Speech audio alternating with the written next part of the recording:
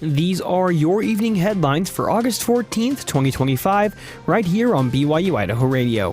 Thanks for joining me today. I'm Austin Pace.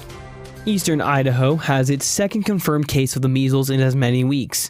Eastern Idaho Public Health says this new case is in an unvaccinated child who was in contact with last week's case, who was an international traveler. That means this is the first case of measles in an Idaho resident since 1991. The health district is monitoring the cases and says they're not aware of any exposure to the public from these cases. Rachel Muggleston, a registered nurse and health strategies program manager for Eastern Idaho Public Health, says it's important to get vaccinated. The MMR vaccine is 97% effective at preventing measles after 2 doses.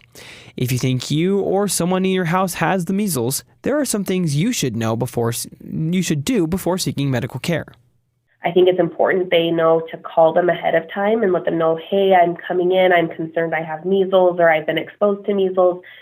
Giving the doctor's office and the hospital's opportunity to decrease the spread of infection by having, an isolated room, proper protective equipment to handle those cases before they actually get into a waiting room with people that could potentially be exposed. The Centers for Disease Control reports there are more than 1,300 cases of measles in the United States as of last week. Deputies with the Bonneville County Sheriff's Office are investigating a deadly crash that involved a motorcycle and a garbage truck. It happened yesterday near 160th East and Old Ryrie Highway. Deputies believe the rider, 49-year-old Jeremy Paul Hurst of Madison County, didn't notice the garbage truck until it was too late to maneuver around it. Witnesses say he laid the bike on its side just before the crash. When the motorcycle hit the garbage truck, Hurst became stuck underneath it. Deputies and emergency personnel were able to free Hurst and try to save him, but were unable to, and he died from his injuries. 8 Wyoming newspapers that were going to shutter will have a new life thanks to some Wyoming newspaper executives.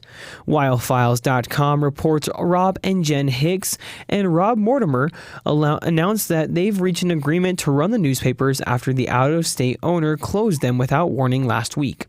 News Media Corporation, based in Illinois, announced last week it would immediately close the newspapers in Wheatland, Torrington, Evanston, Pinedale, Kemmerer, Lusk, Lyman, and Guernsey, and lay off the 30 employees. But throughout the agreement, Mortimer will continue to be the publisher and will hire back all of the employees. These have been your BYU-Idaho Radio evening headlines for August 14th, 2025. Thanks for tuning in. More news, interviews, and great content are available on our podcast feed. Search for BYU-Idaho Radio on your favorite podcast apps. We're on YouTube, Spotify, Apple Music, and more. For BYU-Idaho Radio, I'm Austin Pace.